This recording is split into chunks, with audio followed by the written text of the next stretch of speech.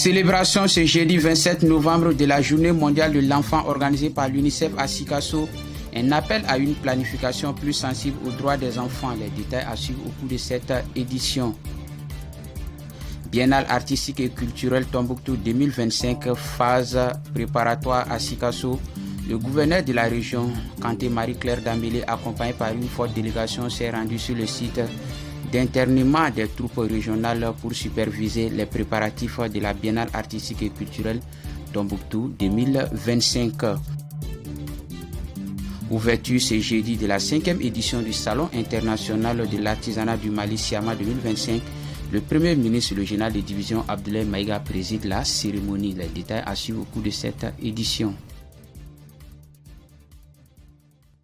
C'était là les titres. Bonjour, bonsoir mesdames et messieurs. Selon l'endroit où vous êtes, content pour moi de vous retrouver. Bienvenue à cette session d'information. Nous sommes vendredi 28 novembre 2025. Comme annoncé dans les sommaires, Sikasso a abrité ce jeudi 27 novembre la journée mondiale de l'enfant organisée par l'UNICEF. Observée chaque 20 novembre dans le monde, cette journée met en lumière l'importance des droits de l'enfant conformément à la déclaration adoptée par les Nations Unies. Le thème retenu pour cette 36e édition est planification et budgétisation sensible aux droits de l'enfant. Suivons le reportage pour plus de précision.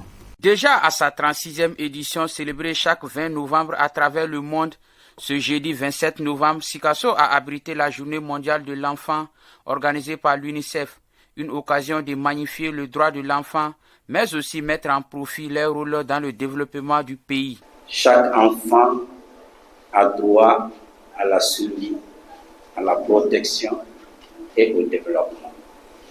Le thème national de cette année nous offre l'occasion d'examiner les mesures adoptées, d'évaluer les défis rencontrés et de tirer les enseignements utiles pour une meilleure planification et une budgétisation plus favorable aux enfants. Saluant l'importance de cette journée, les autorités ont rappelé l'engagement de la région à prioriser le bien-être des enfants. Elles ont également invité les collectivités au renforcement de la prise en compte des droits de l'enfant dans leur plan de développement. Nous devons veiller à ce que les politiques nationales trouvent leur traduction opérationnelle dans nos plans de développement régional et dans les budgets de nos collectivités. Cela implique une collaboration étroite entre les services déconcentrés de l'État, les collectivités territoriales, les partenaires techniques et financiers, la société civile et bien entendu les enfants eux-mêmes. Les enfants, puisque c'est de eux qu'il s'agit, ont exprimé leurs préoccupations tout en rappelant la nécessité de leur participation active dans les processus locaux. Protéger les enfants, c'est construire une région plus forte, plus juste et plus unie. Enfin, nous ne sommes pas seulement que l'avenir, nous sommes aussi le présent. Agissons maintenant. Décrété par les Nations Unies le 20 novembre 1989, pour cette édition 2025, les projecteurs sont fixés sur la planification et budgétisation sensible aux droits de l'enfant. La cérémonie a été marquée par la lecture et la remise d'une note de plaidoyer au gouverneur de la région. Auparavant, une minute de silence avait été observée à l'endroit des civils et militaires tombés sur les champs de bataille. Sur tout autre plan, la 5e édition du Salon international de l'artisanat du Mali Siama 2025 a officiellement ouvert ses portes hier jeudi au parc d'exposition de Bamako. La cérémonie était présidée par le Premier ministre chef du gouvernement, le général de division Abdoulaye Maïga. Le thème retenu pour cette édition 2025 est artisanat, facteur de développement et de sauvegarde de notre identité culturelle. Amara Traoré nous en dit plus. Au parc des expositions de Bamako, dans une ambiance pleine de créativité et du savoir-faire de nos artisans, s'ouvre la 5e édition du Salon international de l'artisanat du Mali Siam 2025, une cérémonie présidée par le Premier ministre. Dans son discours, le chef du gouvernement a expliqué toute la ténèbre que contient les thèmes choisis, artisanat, facteur de développement et de sauvegarde de notre identité culturelle, qui selon lui est évocateur et plein de sens. Il a rappelé que l'artisanat joue un rôle important dans la vie socio-économique et culturelle de notre pays. Il contribue à hauteur de 24,2% du PIB et emploie plus de 40% de la population active. Il contribue à asseoir la paix, la cohésion sociale et le développement durable dans les communautés. Dans la même dynamique, il a exprimé sa satisfaction envers les organisateurs qui attendent plus de 5000 visiteurs sur 10 jours. Cette participation massive est une manifestation d'un Mali libre.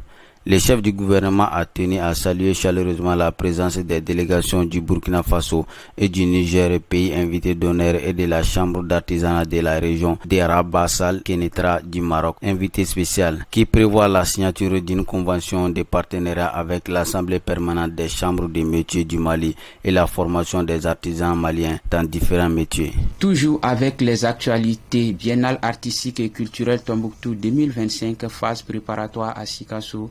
Le gouverneur de la région, Kanté Marie-Claire Dambélé, accompagné par une forte délégation, s'est rendu hier jeudi sur le site d'internement des troupes régionales. Objectif, superviser les préparatifs de la Biennale artistique et culturelle Tombouctou 2025, mais aussi échanger avec les troupes sur leurs préoccupations. Suivant l'élément pour plus de détails. Superviser les préparatifs de la prochaine Biennale artistique et culturelle, c'est l'objectif de cette visite ce jeudi 27 novembre 2025 du gouverneur de la région sur le site de répétition et d'internement des troupes. La visite a débuté par une inspection des ateliers où les artistes étaient en pleine répétition. Le gouverneur a exprimé son admiration pour le travail acharné et la créativité des troupes, soulignant l'importance de cette biennale pour le rayonnement culturel de la région. Des démonstrations de danse, de musique, de théâtre ont été organisées, permettant à la délégation d'apprécier la diversité des talents locaux.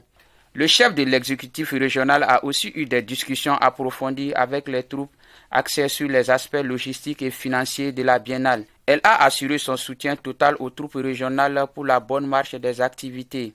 La visite s'est achevée par des encouragements et des bénédictions pour la bonne tenue de la biennale. Avant de clôturer cette session d'information, nous vous annonçons que le Premier ministre, le général de division Abdoulaye Maïga, a reçu en audience hier jeudi 27 novembre 2025 4 nouveaux ambassadeurs accrédités au Mali. Il s'agit de celui de l'Allemagne, du Sénégal, de la Grande-Bretagne et de la Guinée. Tous ont réaffirmé le soutien de leur pays au Mali et exprimé leur volonté de renforcer la coopération dans divers domaines. Le chef du gouvernement a salué ces engagements, rappelant les principes qui guident l'action des autorités maliennes et soulignant les liens historiques, fraternels ou stratégiques qui unissent le Mali et chacun de ses partenaires. Ainsi s'achève cette session d'information. Content pour moi de l'avoir présenté. Bonne suite de programme sur Kene TV, vous qui nous suivez à Mamasoni, à Keletegila, à Sirakoro, à nos téléspectateurs de Sikasso et Kaï. Qu'Allah bénisse le Mali.